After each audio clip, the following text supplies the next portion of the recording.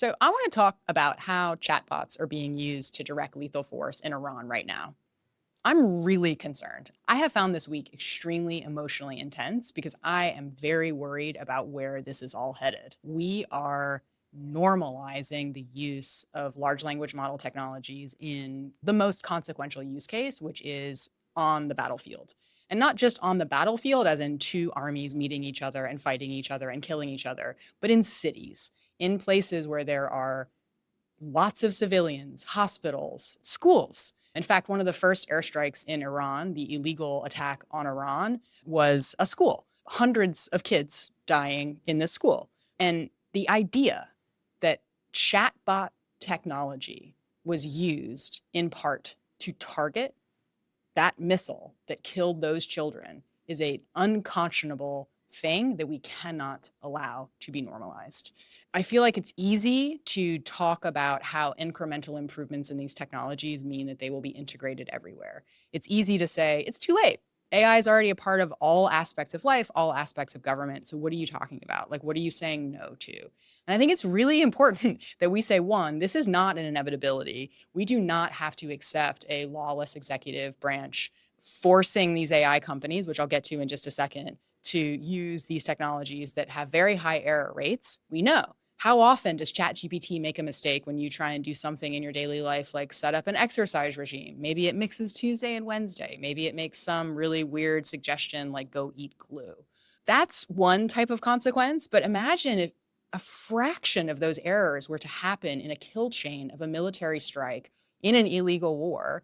All of a sudden, we have an American government using all of its global domination, all of its military infrastructure, all of its military might in this moment of lawlessness, using these technologies, knowing that they're going to be errors, knowing that they are putting people's lives at risk because they want to be seen to be innovative, because they want to be able to scale the violence that they seek to subject the rest of the world to. I think it can be easy to sort of let these little steps forward happen. But it really does feel like this week and with the Iran invasion that we're at this turning point. And I think we have to stand up and say no. A little bit on the drama that has taken a sort of center seat in this conversation between Anthropic and OpenAI. That is so far beside the point. I can't even believe that we're giving it airtime. There is no difference between Dario Amodei and Sam Altman. They both want to integrate knowingly immature technology into weapons of war so that they can build sustainability into a business model that is driving into a cul-de-sac. So if you feel compelled to cancel your GPT subscription and move to Claude, I get it. I can imagine it feels extremely disorienting right now. You use these technologies. A lot of people around you are using these technologies. You're not a bad person and you don't want to participate in something as toxic as chatbots for war. I get it. And I'm like actually very excited to see the number of people that are energized by this and are taking action, even something as small as moving from one chatbot to another. But I think we just need to remember that Dario Amodei is just as excited about continuing negotiations with the Pentagon to enter into these contracts. We all know these technologies have limitations. And the idea that we are accepting this premature business development from these men who have tremendous amounts of venture capital that they have to find a way to repay, that we're going to let them get into such critical, highly consequential use cases is just unfathomable to me. And the fact that they want it, to me, makes them the villain. They are just as villainous as a Trump administration that wants this technology to be able to scale the violence that they're perpetrating on the rest of the world.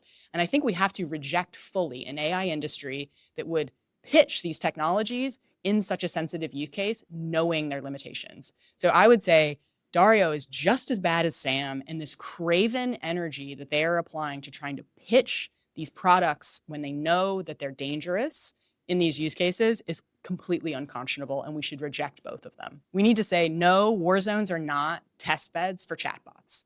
That is not the place to refine your product. That is the place where highly secure, highly effective, reliable technologies are used if we go to war at all, because we shouldn't be in Iran right now.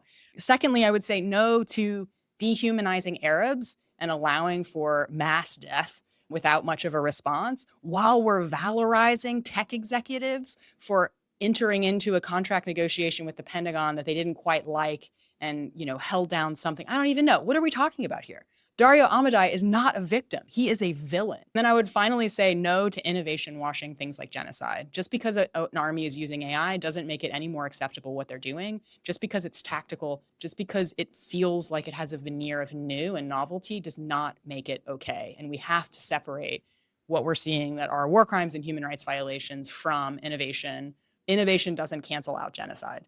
Innovation doesn't cancel out war crimes. So if you find yourself energized by the idea of trying to be an ethical consumer right now, you find yourself motivated by trying to figure out, how do I evaluate and compare these different companies, these different products? Who's the good guy here? I would encourage you to take a step back, zoom out from that question of what product do I want to purchase or what chatbot do I want to use, and think structurally, what do we want? Do we want to live in a world where chatbots are used to direct lethal force? Do we really want to live in that world?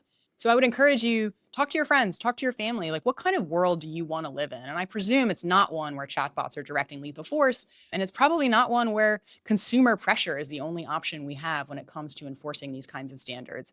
It's not okay what is happening, and I really want to encourage you and everyone around you to have more conversations, to articulate from a structural level, like, what do we want this world to look like? We have to have more people having these conversations so that we're articulating and sort of shaping a vision that is different than what these companies are offering us. So instead of this product choice that you might make being a very singular individual choice, start connecting with people around you. Start having these conversations so that when you're making those choices and when you're energized by these conversations, you're also building relationships with other people that are concerned too, because that's the way that we build actual political power and start making change.